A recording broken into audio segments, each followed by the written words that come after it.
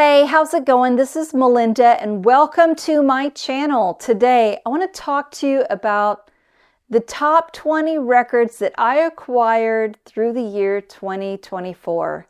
And I honestly thought when I started thinking about how I was going to make this video, I thought I'm probably going to talk to you about how much this year sucked for me when it comes to vinyl collecting. You know, I just didn't have one of those magical moments or incredibly hot finds. I didn't have one of those moments where I went into an antique store and found and bought the mono version of the Beatles box set. I kid you not, that did happen to me a few years back. There just wasn't one of those stand out amazing moments for me. And I was just going to talk about that. You know, a lot of people bought the Doors box set, the Beatles, that new box set. I honestly thought it was going to be Rubber Soul. There was also a ZZ Top box set that came out. They're all really popular. Some of the biggest record announcements and reissues that came out, and they were fantastic and they're getting great reviews. They just weren't for me, at least not at the price they were asking at that time. If the Beatles continues to go down in price, I may pick that one up because it actually surprised me. The reviews have been so good about it. They just weren't for me. There just wasn't that huge release that excited me to my absolute core. With the exception of a few that I have in my stack of records. So I'm talking about my 20 records that I did buy. I looked through everything I bought. I picked out 20 records and then I ranked them from number 20 to number 1. So I'm going to tell you about the 20th record that I think was fantastic, all the way to what was the best record for me this year. And, as I was saying, I thought this year sucked until I looked at what I actually acquired.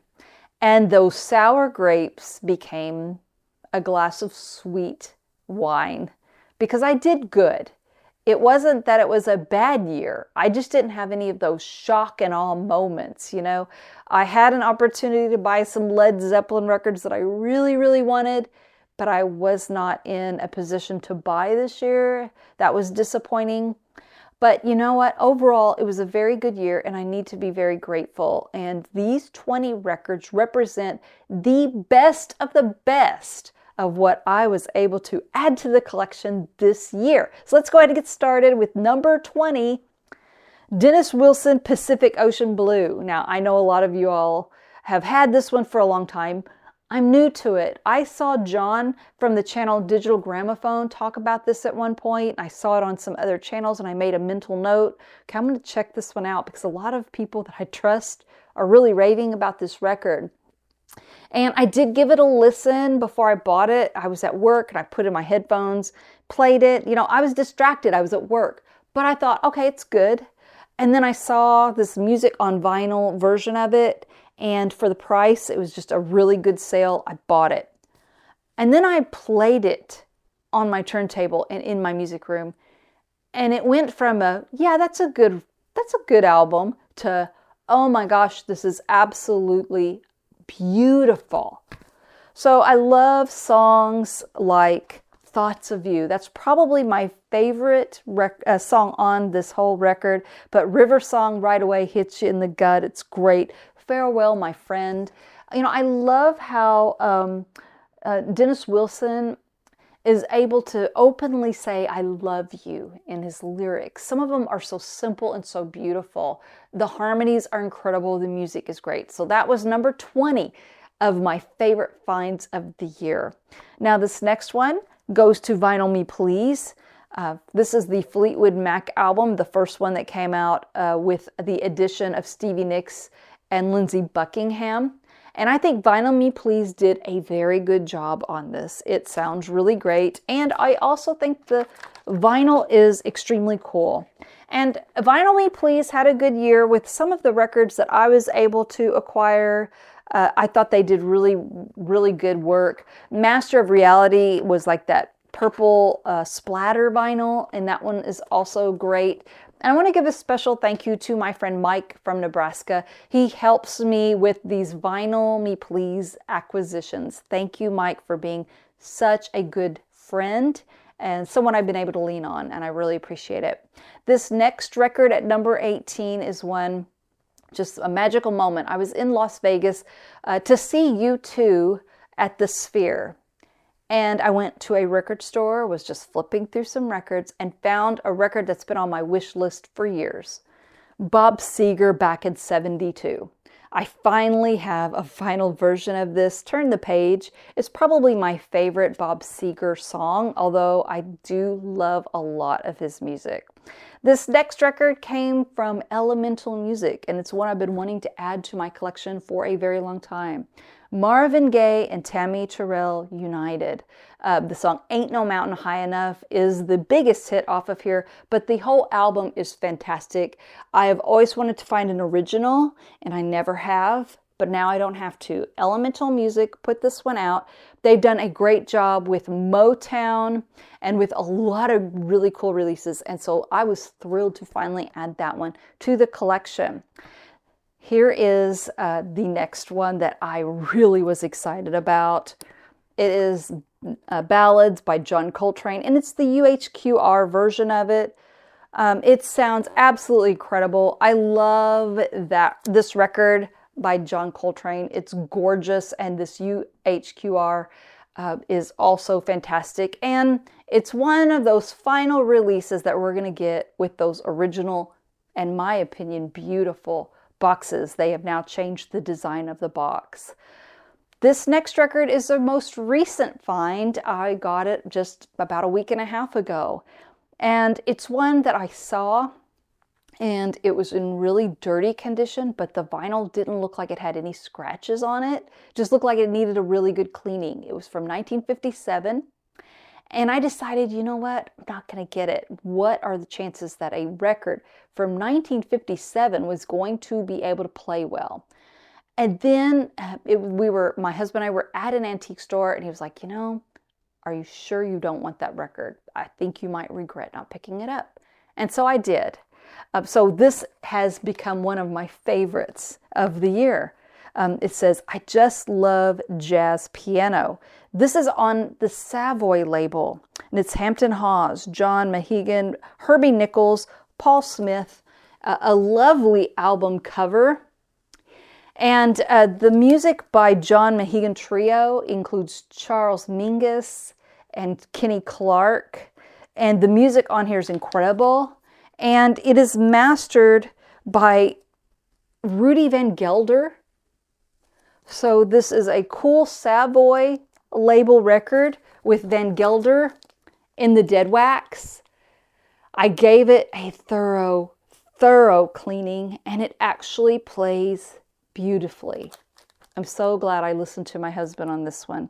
And it is a fantastic record, and I didn't pay a lot for it. And I still can't believe I have a beautiful Savoy record from 1957 that plays beautifully. That just seems to be very, very hard to find. This is another really cool acquisition. Talking Heads, Speaking in Tongues. This is a gold stamp promo. I've been wanting to have this one in the collection for a long time. For some reason, the price of these originals, have gone up in recent years, and I finally got it for a fair price. I love the song Burning Down the House, and that's why I wanted to have it. I have great memories of that song, but then, wow, the whole album is just absolutely fantastic, every song. So very happy to have that one in the collection. The next three records I'm lumping together, and this is my Dark Side of the Moon acquisitions. First, I found a quad version, and it was in beautiful condition, and the price was very fair. I had to buy it. It's just one of my favorite records. You know, a dream of mine is to someday own a UK first pressing. I don't know if that will ever happen, but in the meantime, when I see a very, very clean copy, I'm just a sucker to buy it. This one is a 1975 version. It is a US pressing with Wally on side 1 doing the mastering, and Gene on side 2 doing the remastering, and the mastering, I should say. And I just cannot believe how clean this record I bought is. There's not a pop. I don't know who bought this, but they didn't listen to it. It's absolutely wonderful. I don't think anything will beat my 30th anniversary by Kevin Gray, but those two records sound great. And this one doesn't sound as good as those, but it's very cool to look at. Pink Floyd, The Dark Side of the Moon. This was the 50th anniversary release. And it's just really cool. It's one-sided, and they had some just beautiful... It just looks really pretty on the turntable. And like I said, this one isn't one you want to play when you're just sitting, relaxing, and wanting to concentrate on the sound quality, but it's a good one to have too. Now this next record, Chet Baker, Late Night Jazz, another Elemental Music release that is absolutely fantastic. Never underestimate Chet Baker, even when his life has been put through the ringer. This is just a few months before he passed away, and he's absolutely sounding so good. There's minimal singing on here, and he sounds fine. His playing is great. The trumpet's amazing. And Philip Catherine, oh my gosh, so good. So Elemental Music did a great job with this release, and I love it. This next one represents probably the best in packaging and information, and it's just a stunning release. I've been wanting a lot more Frank Sinatra in my collection, and I've been kicking myself because back in the day there was this Second and Charles store that I used to go to, and I saw all these early Frank Sinatra records and I passed on them. What a mistake. But thankfully from Impex Records, I now have an amazing copy of Frank Sinatra's Sing and Dance. This is the best this record is ever going to sound. It's incredible, this one step. And the packaging's beautiful, the information, the book that you read, everything about it was a home run. So this one definitely was included in the best of the best when it comes to what I was able to pick up this year. This is one from Record Store Day that I picked up, and it's awesome. It is Sahib, Shihab, and I apologize if I pronounce that wrong. I know I'm notorious for pronouncing things wrong. I do the best I can. This is Jazz Party and After Hours. I love this record. It was very limited. It was an exclusive. It sounds really, really good. When those horns kick in, it's a beautiful, stunning sounding record. And I love the flute. I love the bass. The bass is absolutely incredible on here. It's a 2 LP set. This Someday My Prince Will Come is very cool. But side A is my favorite. So good. And like I said, this one sounds great. What I love about it most is it keeps you on your toes. Every once in a while, I might put on a jazz record and kind of lose my train of thought with the music. My mind will drift off. That doesn't happen with this. It keeps your interest from start to finish. And I'm very, very happy that I was able to get that when I ordered it from the In Groove the day after Record Store Day. This is such a killer record, and I know a lot of you will have a lot to say about this. Welcome to my nightmare. I love Alice Cooper, and this is the Analog Productions Atlantic series. This is Alice Cooper's Welcome to My Nightmare, and I could have mentioned the 90125 by Yes, that sounds so great, the In Excess Kick album, the Otis Redding one that came out that was so great. Analog Productions has done a fantastic job with the Atlantic series, and I just think Welcome to My Nightmare was a wonderful record that they put out. So a little more about Alice Cooper here in just a little bit.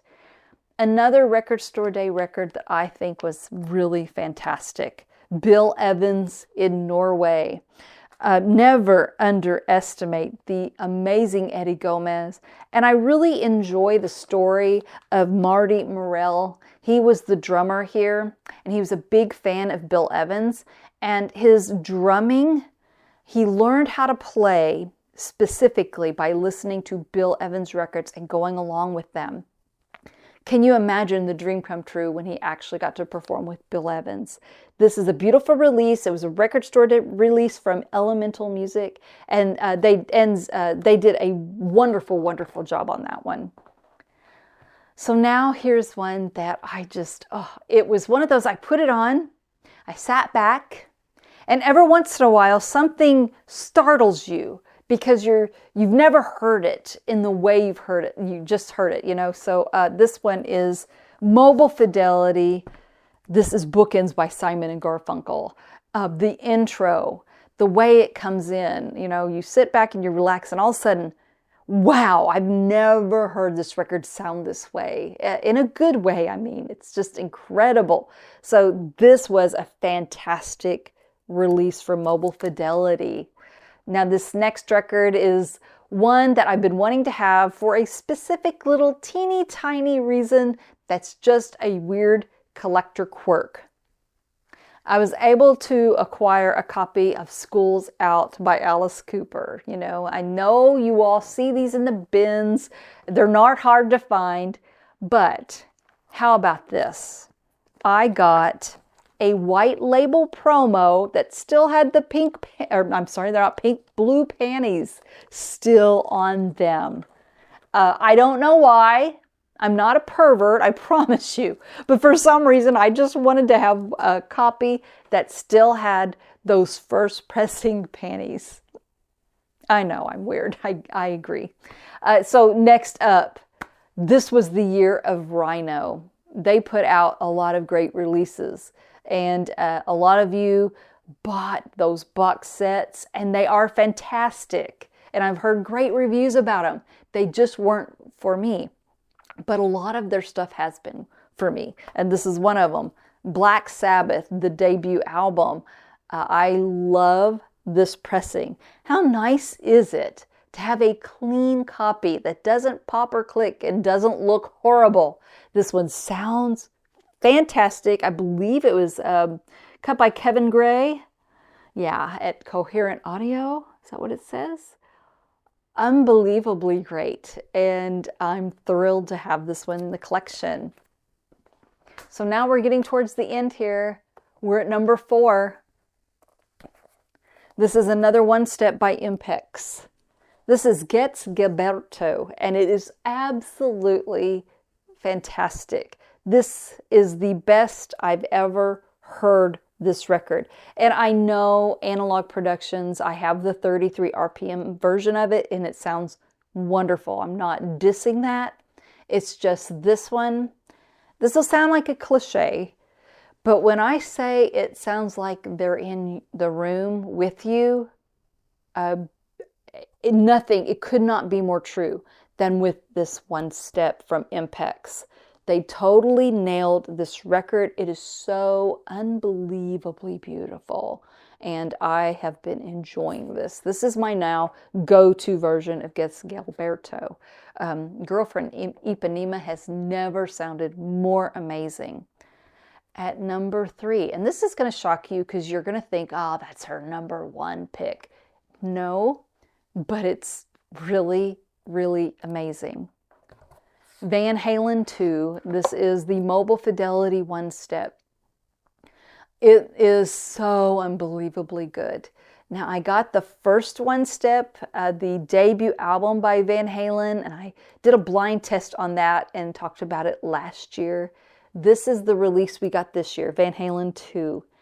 And I did again another blind test. With this one, this was so beyond anything I'd ever heard. This wasn't even close. This Van Halen 2 one step runs away with it when it comes to sound quality. It beat all of the copies I have, and I have numerous, including the Chris Bellman version that is highly respected. This is even better, and it definitely deserves to be on this list. Here is one that I bought from a record fair, and I've been very excited about. It's one I've been wanting. It's one of my favorite records, and it is Wish You Were Here by Pink Floyd, and I got the half-speed master version. I got the 1982 version because they say it's the better copy. I don't have any idea. I would have liked to have been the person who paid $12.99 for it. There's the original price sticker. I paid a lot more than that, but I have no regrets. I hope someday Pink Floyd will do something bigger. Let Mobile Fidelity or Analog Productions or Impex or just someone, a company that's really, really good, would love to let them get a hold of this record and do their magic. In the meantime, this half-speed master version does beat my early 70s US pressing, and it beat the more recent version that came out. I hear more details, and I enjoy the tone of David Gilmour's guitar so much better on this one. And that leads us to the #1 record, the best acquisition of 2024 for me and for my record collection. I haven't done this in a long time, you guys, but I'm going to do a drum roll. Here we go.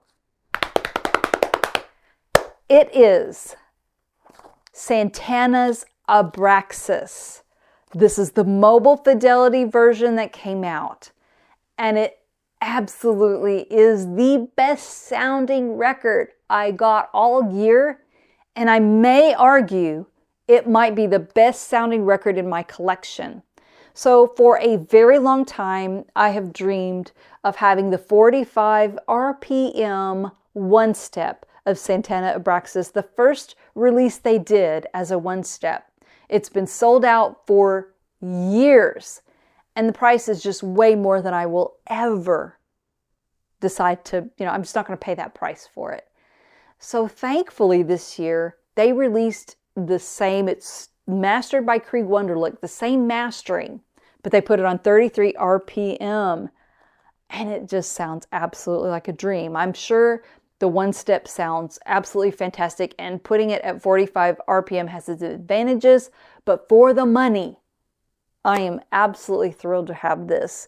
It is going to be one of those records that I will always pull out when I get a new stereo equipment, when I want to show off my stereo equipment to other people and try to convert them to vinyl, or at least explain why I love vinyl records so much.